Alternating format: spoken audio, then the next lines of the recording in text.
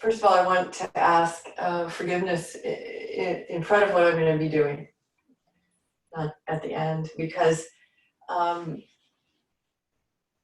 there's a little bit of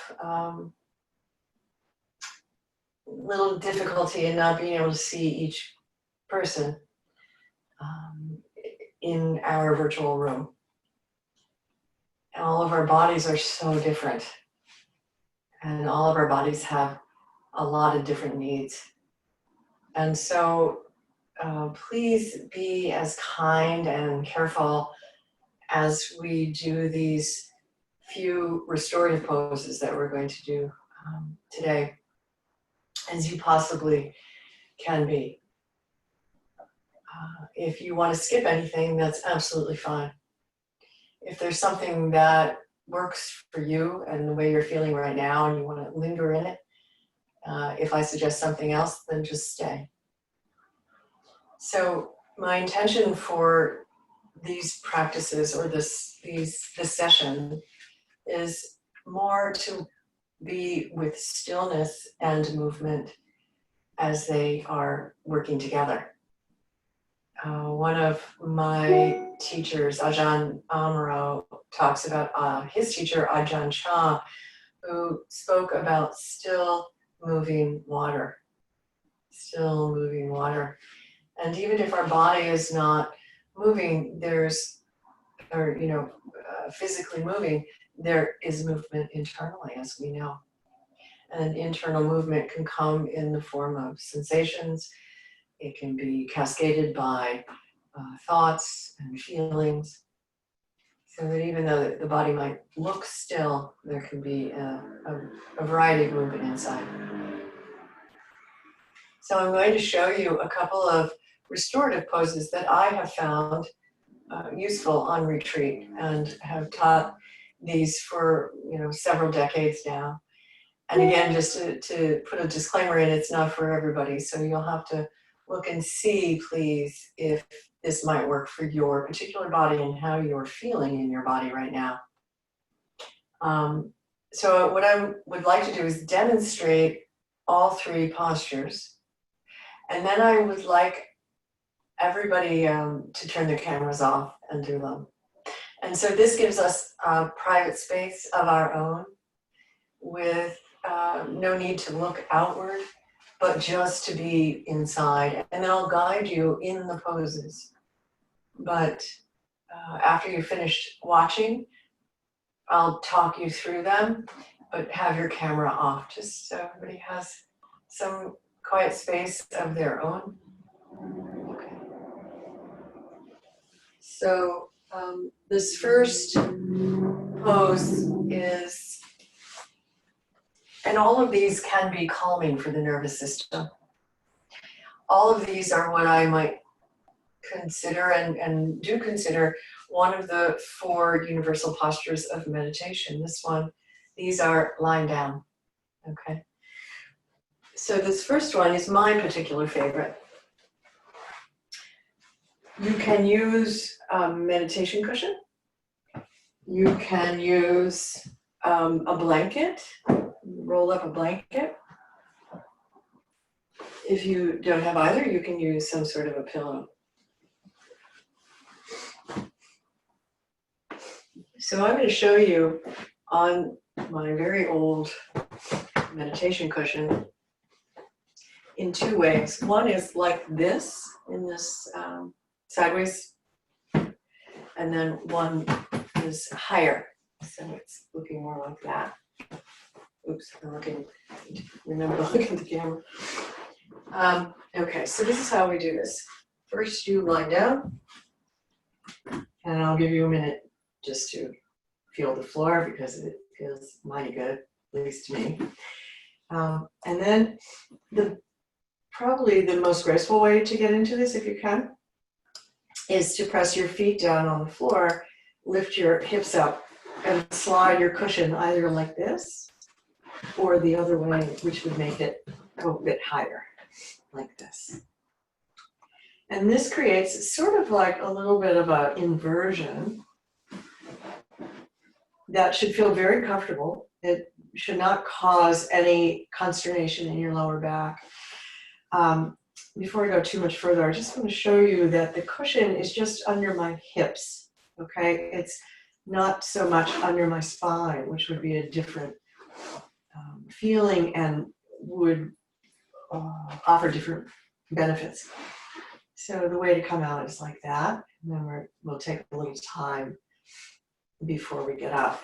But let me just explain a little bit about that pose, because I'm hoping that you'll do one or two of these on your own as you need to, or as you would like to. So in the inversion, with the inversion element or aspect of that posture, it's calming to the nervous system primarily because when the heart is higher than the head, the heart doesn't have to work so hard to pump all the blood that the brain needs. So it's very regulating, it can be anyway, regulating and soothing to the heart. And I do this a lot, and I've had heart surgery, and I know it's helpful to regulate the heart in that way. There are other benefits that I'd rather not go into so much now because I don't want this to be a conceptual practice, and also because you might feel differently in it than somebody else. So I'd rather have you directly experience it, and then I'm happy to talk about it another time. But the cushion goes right under the hips, so the bone part of the back of the hips, okay? So that's the first one. I just call that one hips up. So the second one is going to need a wall. So hopefully you're on something that's a little bit padded, and you cozy up into a wall as close as you can get. Now, nobody's like totally graceful getting into this, so that's also why we have cameras off, but I'm going to show you as best I can. So I got myself in towards the wall as best as I could, and you can always kind of wiggle in if you can, or would like to, and then you bring your legs up the wall. So the legs are pretty straight. Now, some of us have tight hamstrings, and so I'm going to wiggle away, because if your hamstrings are really tight, you may not be able to get so close to the wall. But don't worry about holding your legs, just let them relax. Oops, I don't have pants. Okay, like this. Coming out, roll to the side, and come back up.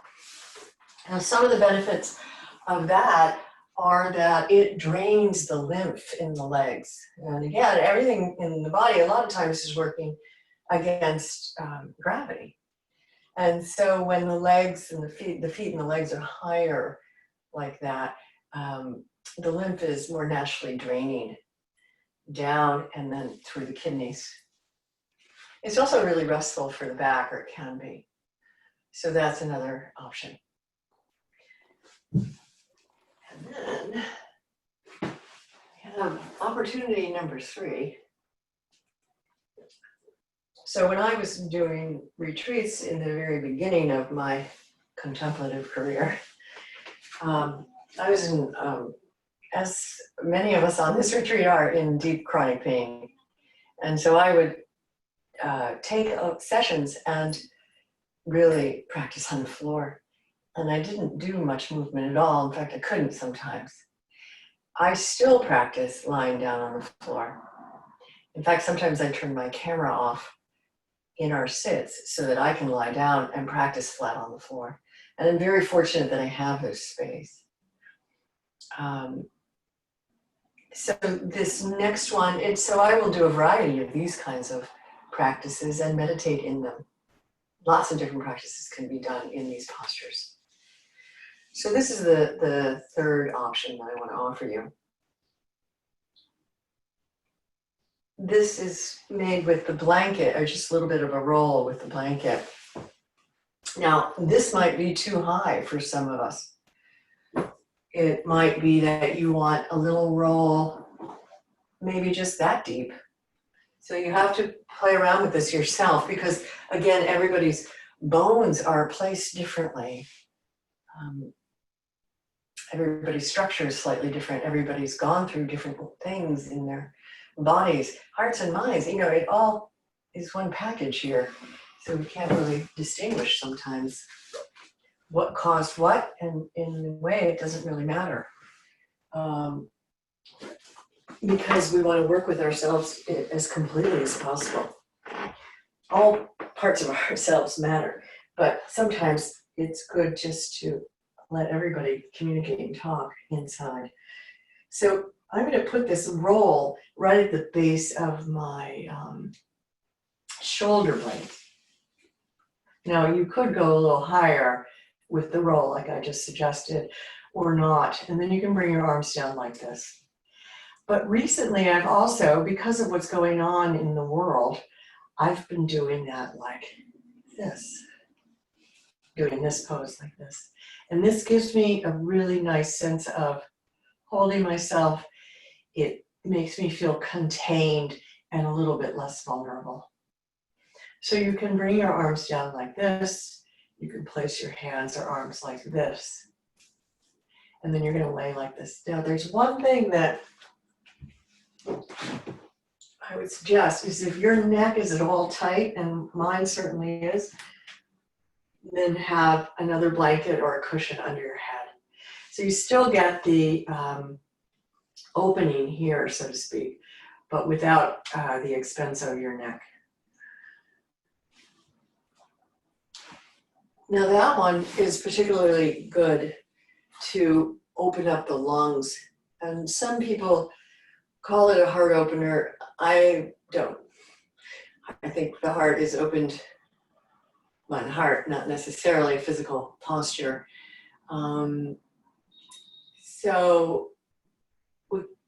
Yeah, I'll just put a period there. But it does allow us to have access to this area of our body. And again, I'll talk you through it because it doesn't really matter which pose you're going to choose for this remaining period of time that we have. The instructions are going to be very similar. Okay. Now, if you want to, you can chat. Is there any particular question that I need to address before we move into it and you turn your cameras on? Please feel free if so.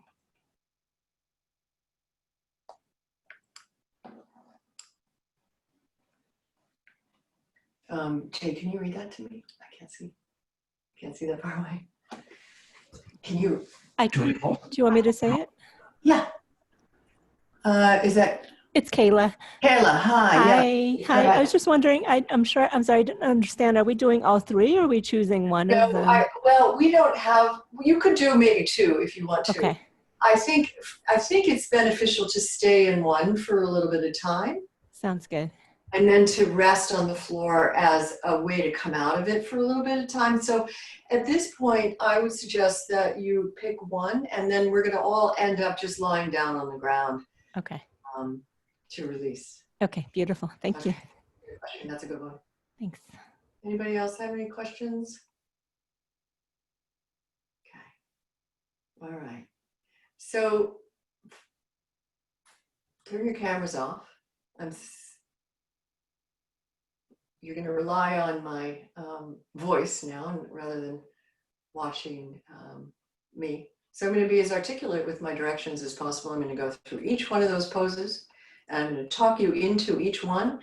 You'll get into it and then I'll talk you in while you're in the poses. I'll give you some guidance. Is that another question? If sciatica, oh yeah, that's a bad one. So if you can't get on the floor with sciatica, I'm sorry, I can't read who sent that. Hang on, my eyes. Karen, thank you for that question. If you have sciatic pain and you can't get on the floor, I don't know if you can lie on your bed. And if you can lie on your bed, then, or on a sofa, all you need to do is put a cushion underneath your hips. That can help with sciatic pain.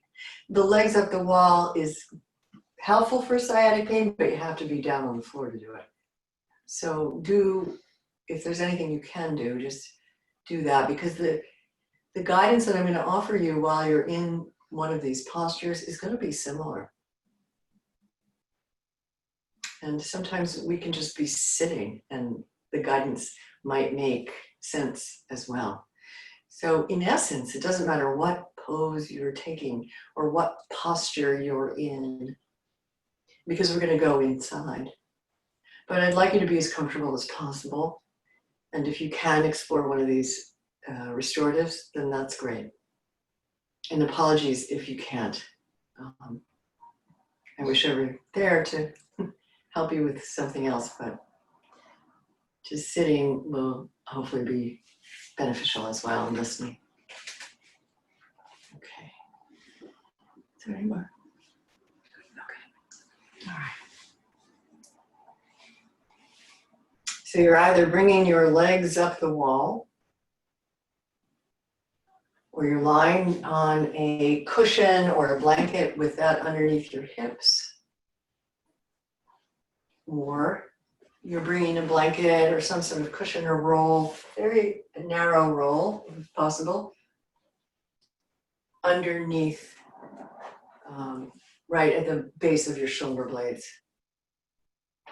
So you have yourself set up as best as you can, and I'll just give you another minute to do that.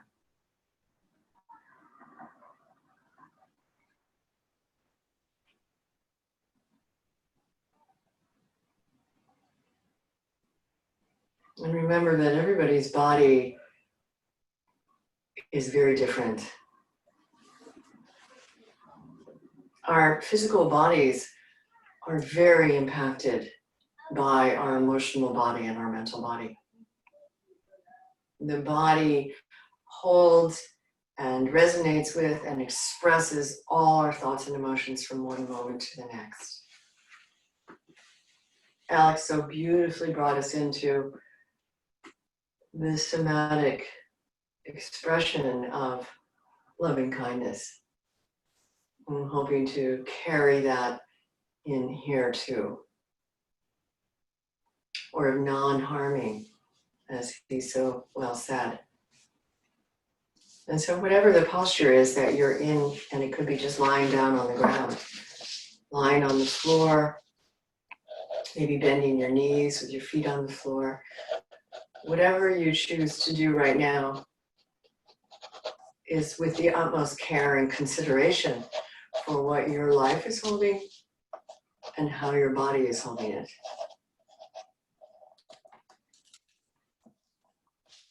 So allow yourself to really settle in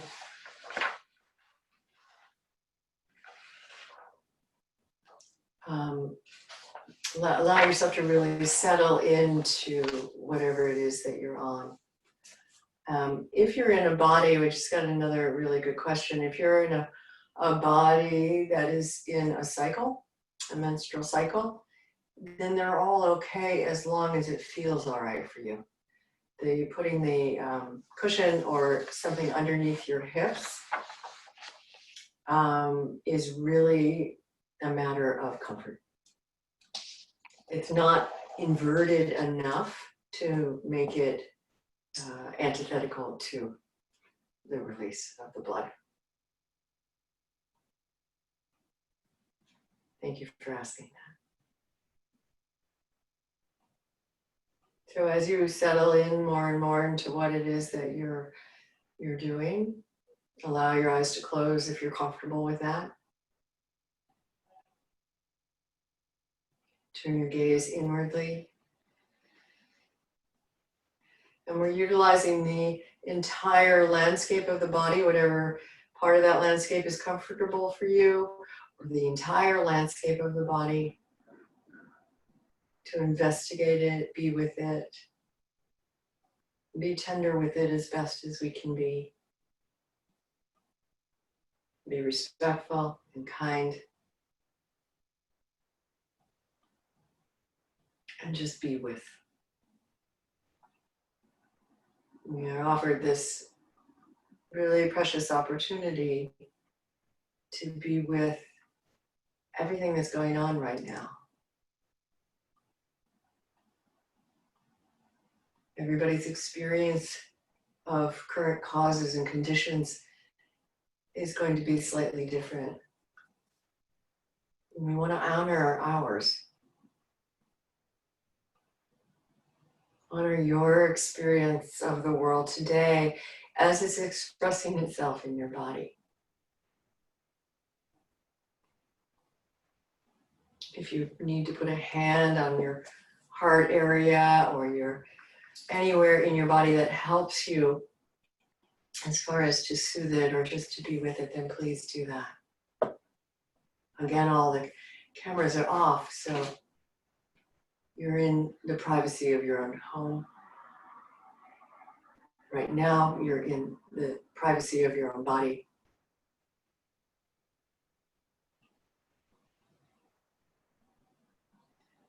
And as you're continuing to settle into the pose that you've chosen, and at any time, if it becomes too much, then please come out of it and just lie flat on the floor. Because in this wide territory that we have between our feet and our head and out to our fingertips, there's going to be a lot of sensation. And sensations are the language of the body.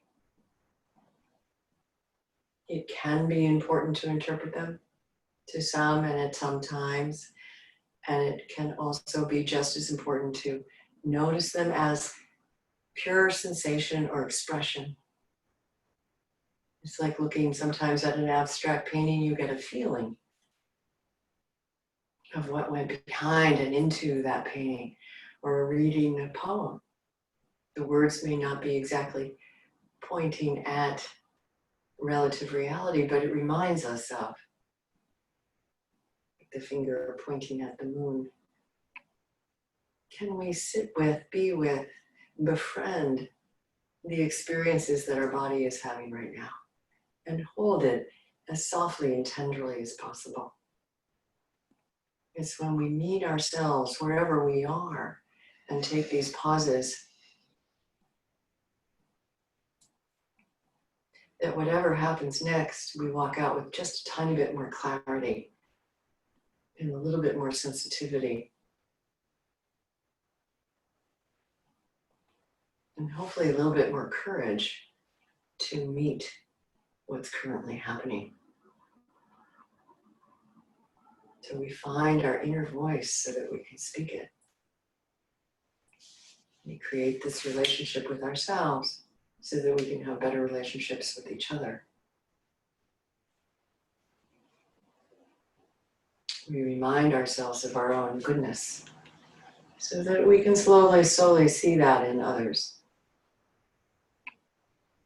Maybe not all, but hopefully more. Notice your breathing wherever it's resonating or wherever you sense it. You might notice different parts of the body letting go slowly. It's like an unlayering or peeling away of tension. And you also might notice that there are areas of resistance. And you can honor that. We're not always ready to let go of everything right now. There are a lot of reasons why we hold, and a lot of them are good. Or at least started as really great intention. So it's up to each of us to know and decide when to let go of what, and whether or not we feel safe in that. Everybody's different this way.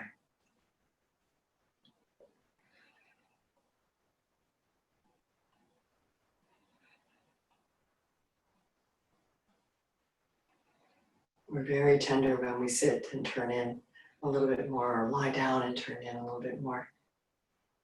Maybe that tenderness is being expressed right now for you. Just be with yourself as best as you can be. Honor the courage that's brought you to the retreat and brought you to these practices. Honor the body that's gotten you around as well as it has. Many of us don't have the body that we wish we had, and certainly it's not the way it was before.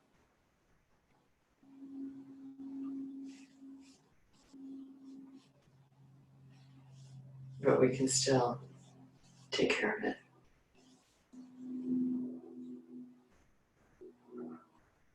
Different parts of the body might call you, hey, feel me, over here, look at me.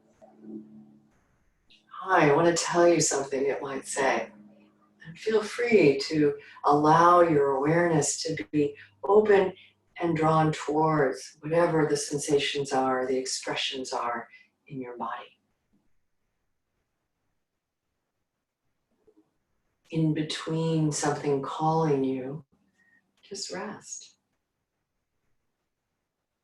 It's like you're sitting next to a friend that needs to have some company. You don't necessarily have to know what to say, know what to do, but just be with that friend. And this is how we are cultivating cultivating the ability to befriend our body, our own heart, our own minds, actually. Small steps.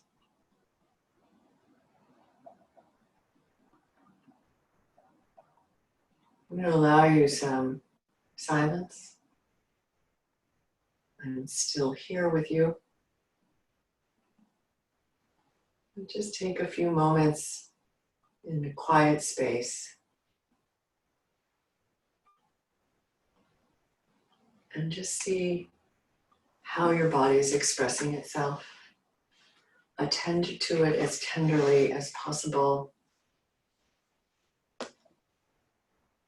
You can breathe into particular areas or just bring your kind attention there.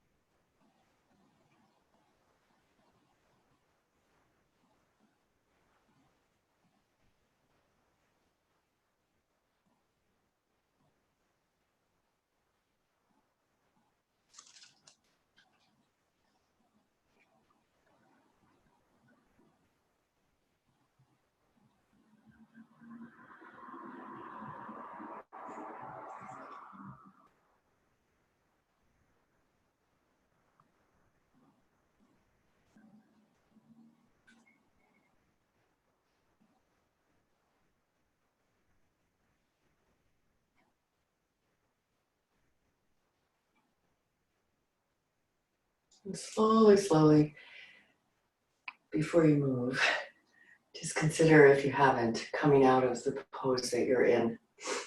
So if your legs are up the wall, bend your knees and hug them to your chest for a minute or a couple moments. If your hips are up on a cushion or blanket, lift up your hips, pushing your feet down on the floor and pressing the blanket or the cushion to one side. And if you had a little bit of a roll behind your heart area, underneath your shoulder blades, then roll to one side and push the blanket away as best you can. Again, that's maybe graceful, but do that. And then everybody end up just lying on the ground or on your bed or on your sofa, whatever you're on. Either your knees bent or your legs straight out, whatever is comfortable for you.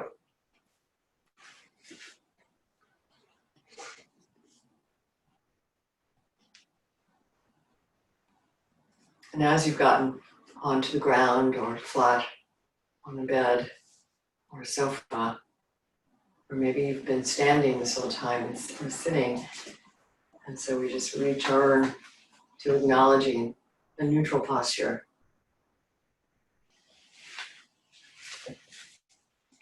Notice what's changed in the landscape of the body, maybe the landscape of the heart, maybe the landscape of the mind, as they all try to unite as one.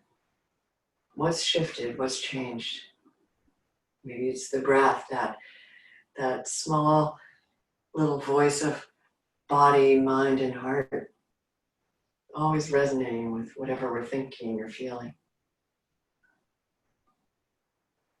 Maybe it's different weight distribution, a connection even to the ground a little bit more, to the earth, to the body of the earth, as Alex was guiding us into.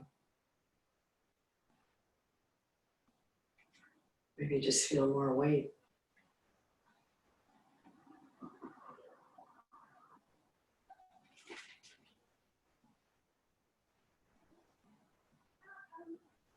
See if you can allow your breath to be a little deeper if you're comfortable with that.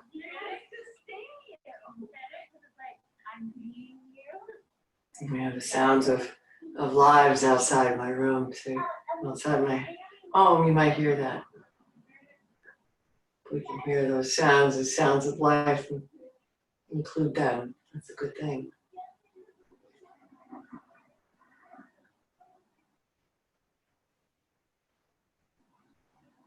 So as you're noticing the way things are for you right now,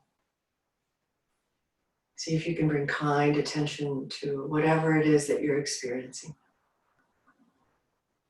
Cultivating this relationship with yourself to be more and more like your own best friend. But if you can take a couple of deeper breaths, you might notice that the awareness or the sensations or the felt sense or the somatic experience of breath is a little bit different because of what you just did. So it's really, I think, very important for us to realize how we are when we start, and then when we try something, and then we take time and notice how we are after. And that way, this is for you to own. This is for your own direct experience of whatever it was that you just did. Nobody can tell you if it was right or it was wrong or how it feels. But you know how it feels. And that's the important thing.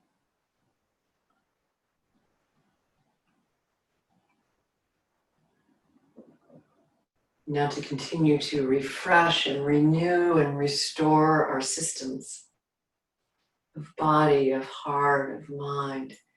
See if you can breathe in a little bit more deeply if you're comfortable with that. Imagine that you're breathing from your head down to your feet or your feet up to your head. Or breathe a little more deeply into a place that might have called for your attention. Please attend to me. Somehow it signaled you. And see if you can direct your breath right into that place or that swath of landscape, however large or small it might be. And imagine that your breath carries your kind attention, your heart's awareness, tenderness, softness, and friendship with it. So wherever you imagine that you're breathing right now, you're attending to yourself. You're attending to. So we picture that we're breathing into our leg, or we imagine that we're breathing into our shoulder, or we imagine that we're breathing in and out through the heart center, or the belly, or the back, or some tiny little pocket that you've never explored before inside. Imagine it as best as you can. And then see if you actually get a sense breathing directly into a unique little area of your body besides your lungs. Just try it if you're open to it.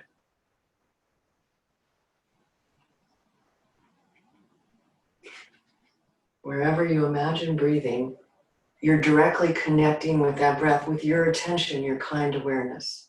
And sometimes there's a palpable sense of something shifting. Maybe even you feel physical sensations of the imagined breath in a particular area, like warmth or tingling, or even the sense of procuring a little bit more space.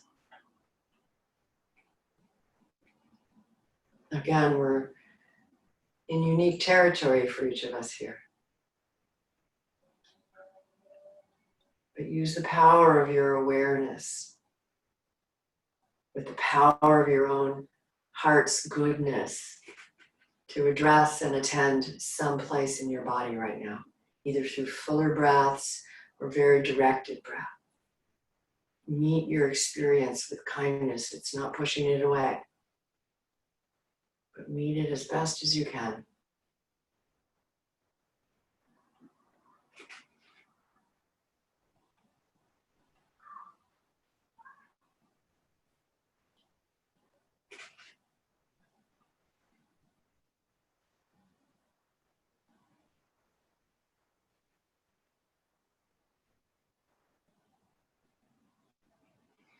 Slowly, slowly, let the breath drop if you're moving it or directing it.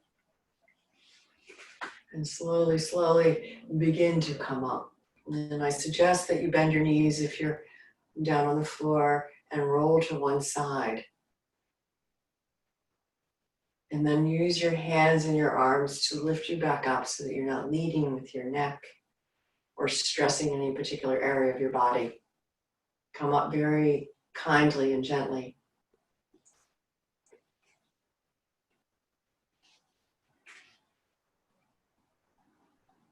And if you'd like to, you can come back to your screen.